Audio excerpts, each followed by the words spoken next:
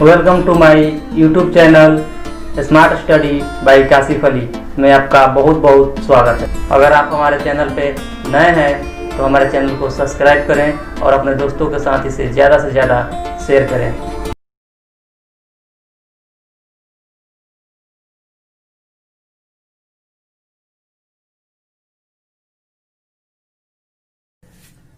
Myself Kasif Ali. Now you are watching my YouTube channel Smart Study by Kasif Ali. 9.1 का question number 1 करने जा रहे हैं। तो आइए शुरू करते हैं। क्वेश्चन नंबर 1 क्वेश्चन में कह रहा है कि सर्कस का एक कलाकार एक 20 मीटर लंबी डोर पर चढ़ रहा है जो अच्छी तरह से तनी हुई है और भूमि पर सीधे लगे खंभे के शिखर से बंधा हुआ है। यदि भूमि स्तर के साथ डोर द्वारा बनाया गया कोण 30 डिग्री का है तो खंभे की ऊंचाई ज्ञात करना है। आपका एक ये खंभा हो गया, इसका नाम हम रखते हैं ए और बी। अब खंभे के शिखर से ऊपर, यहाँ शिखर है, ठीक है, शिखर से इसका नाम हम सी रखते हैं। तो एक खंभा है, खंभे के शिखर से एक डोर जो है 20 मीटर है और ये क्या है, डोर है, 20 मीटर लंबी डोर है। और आपका ये खंभा है। अब क्वेश्चन के हिसाब से देखते हैं कि सर्कस का एक कलाकार 20 मीटर लंबी डोर पर चढ़ रहा है। कलाकार जो है इस डोर पे चढ़ रहा है, ठीक है, और शिखर से भूमि पर सीधे लगे खंभे के शिखर से, इस खंभे से जो है डोर जो है बांधा हुआ है और भूमि स्तर के साथ डोर द्वारा बनाया गया कोण 30 डिग्री का है। तो यहाँ पर जो है 30 डिग्री का कोण बन रहा है। तो हम लोग जानते हैं कि 90 डिग्री के सामने वाली भुजा जो होती है वो हमारा कर्ण कहलाता है। इंग्लिश में हम इसे एस से डिनोट करते हैं। और थीटा यानी जो भी कोण दिया रहा है इसके सामने वाली भुजा हमारा लंब कहलाता है, इसे हम पी से डिनोट करते हैं। और ये नीचे वाला आपका आधार होगा जिसे हम बेस कहते हैं, ठीक। तो हमें निकालना क्या है, खंभे की ऊंचाई ज्ञात करना है। खंभे की ऊंचाई ज्ञात करने के लिए हम क्या करेंगे, की ऊंचाई ज्ञात करने के लिए हम सबसे पहले लिखेंगे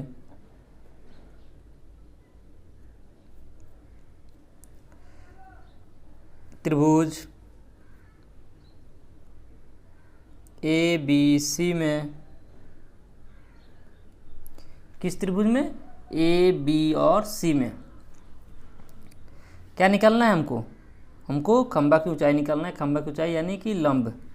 तो हम यहाँ पे लंब लिखेंगे और क्वेश्चन में दिया हुआ क्या है, हमको 20 कर्ण है तो हम यहाँ पे कर्ण लिखेंगे, इक्वल टू लिखेंगे। अब थोड़ा सा ध्यान दीजिएगा, लंब बटा कर्ण यहाँ भी है और लंब बटा कर्ण यहाँ है। तो लंब बटा कर्ण किसका मान है, तो साइन थीटा का, ठीक है। तो हम यहाँ साइन थीटा लिखेंगे, थीटा की जगह 30 डिग्री लिखेंगे। अब देखिए लंब नहीं दिया हुआ है कि कितना मीटर है या सीएम है, तो हम इसका नाम लिख देते हैं ए और बी। और कर्ण दिया हुआ है 20 मीटर। साइन 30 का मान अगर आपको याद है तो लिख लीजिए, अगर याद नहीं है तो फिर उसके लिए आपको इस टेबल की सहायता लेना पड़ेगा। तो साइन 30 का मान 1 बाई कितना होता है, 2 होता है। तो हम यहाँ पे 1/2 लिख। अब देखते हैं, अब क्या करेंगे कि ए बी को लिखेंगे और ये 1/2 लिखेंगे। और ये 20 20 हमारा इधर भाग में है तो इधर आएगा तो ये गुणा में हो जाएगा। अब हम इस 2 से इस 20 को काटेंगे तो 10 बार में कटेगा। तो हमारा AB बराबर 10 मीटर होगा, यानी कि खंबे की ऊंचाई कितनी है, 10 मीटर है। तो यहाँ आप लिख सकते हैं, अतः खंबे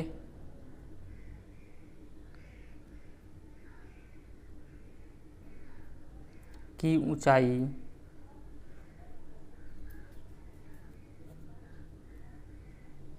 10 मीटर है। चलिए क्वेश्चन नंबर 2 अब देखते हैं। क्वेश्चन नंबर 2 कह रहा है कि आंधी आने से एक पेड़ टूट जाता है और टूटा हुआ भाग इस तरह मुड़ जाता है कि पेड़ का शिखर ज़मीन को छूने लगता है और इसके साथ 30 डिग्री का कोण बनाता है। पेड़ के पाद बिंदु की दूरी जहाँ पेड़ का शिखर ज़मीन को छूता है 8 मीटर है, तो पेड़ की ऊंचाई ज्ञात करें। हम क्या करेंगे कि सबसे पहले एक क्या है, पेड़ है, इसका नाम हम देते हैं B और D। अब क्या है कि आंधी आती है तो ये पेड़ जो है यहाँ से टूट जाता है, किसी बिंदु से मान लीजिए टूट जाता है, ऐसे गिर जाता है। यहाँ से मान लीजिए कि ये बिंदु से टूटा और पेड़ ये टूट के ऐसे गिर गया, 30 डिग्री का कोण बनाता है।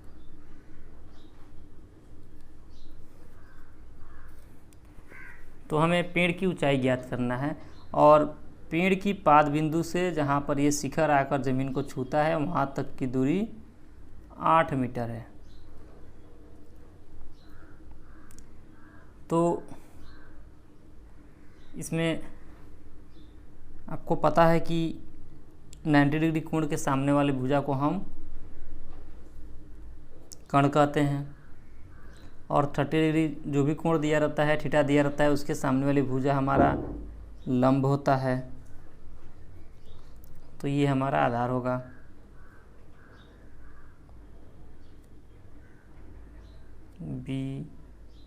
BHP। तो थोड़ा सा ध्यान दीजिएगा कि पेड़ यहाँ से यहाँ तक था, तो ये पेड़ है, और यहाँ से टूट के गिरा है तो ये भी तो पेड़ है, यानी कि ये और ये दोनों पेड़ है। अब सॉल्व करते हैं।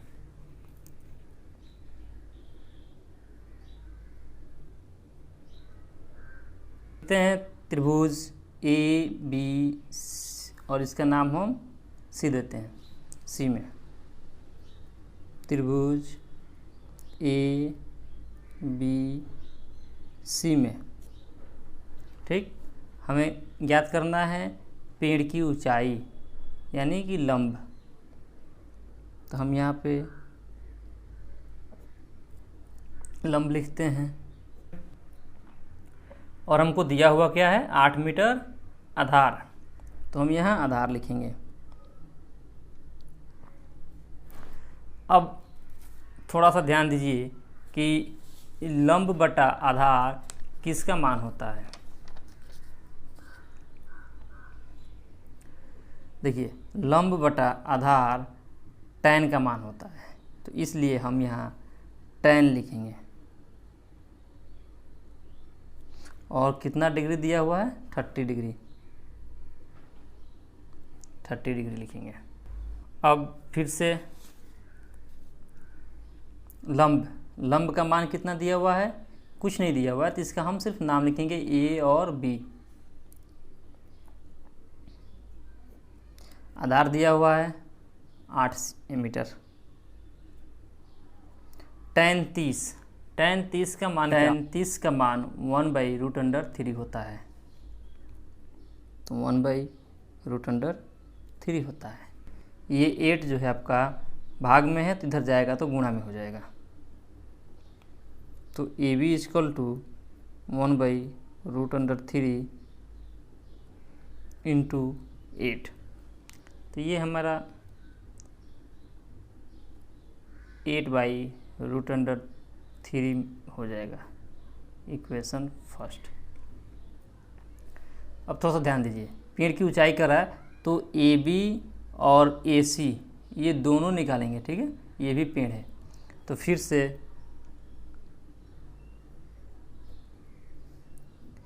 ए सी क्या है, कण।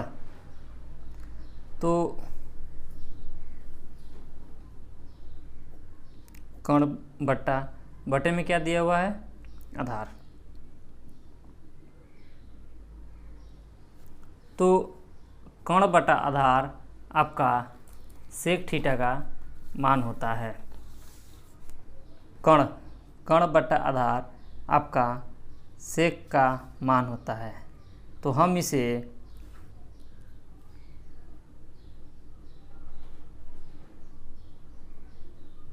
आधार बटा कण इक्वल टू cos 30 मान सकते हैं, क्योंकि इसका ये उल्टा होता है। तो हमें ध्यान देना है कि सिर्फ साइन, कॉस और टैन के रूप में ही मान को लिखेंगे, ठीक है। आप कॉसेक से कॉट के रूप में भी लिख सकते हो, कोई अंतर नहीं होगा। फिर आधार बट्टा कण, आधार कितना दिया हुआ है, 8 मीटर। कण दिया हुआ है, नहीं दिया हुआ है, तो उसका नाम लिख देते हैं। cos 30 का मान क्या होता है, याद हो तो ठीक है, नहीं याद हो तो फिर आप सारणी देखना पड़ेगा आपको। cos 30 का मान √3/2 होता है। फिर हम क्या करेंगे, यहाँ पे क्रॉस मल्टीपल करेंगे, तिरछा तिरछी गुणा करेंगे। AC को √3 से और 8 को 2 से, तो क्या होगा, AC √3 इक्वल टू 16। AC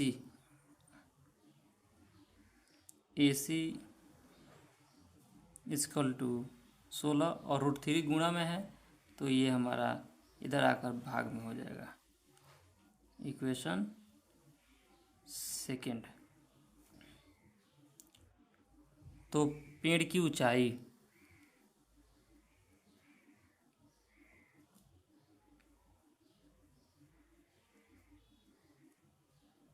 बराबर AB प्लस AC।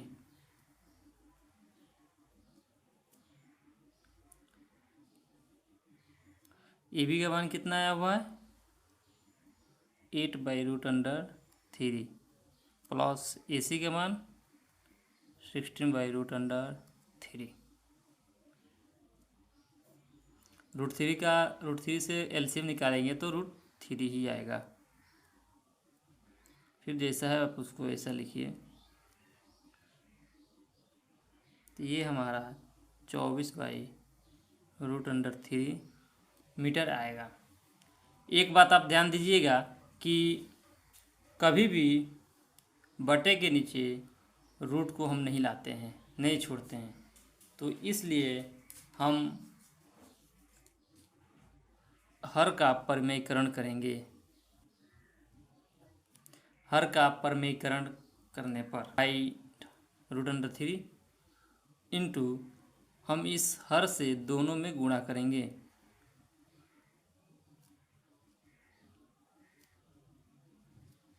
तो हमारा कितना होगा, 24√3/3।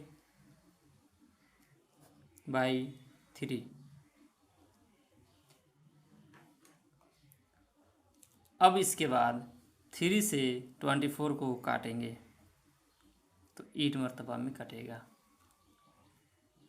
Equal to 8√3 metre. आंसर होगा आपका। तो पेड़ की ऊंचाई कितना होगा? पेड़ की ऊंचाई जो है 8√3 मीटर होगा। फिर मिलते हैं आपसे अगले वीडियो में अगले क्वेश्चन के साथ। तब तक के लिए नमस्कार।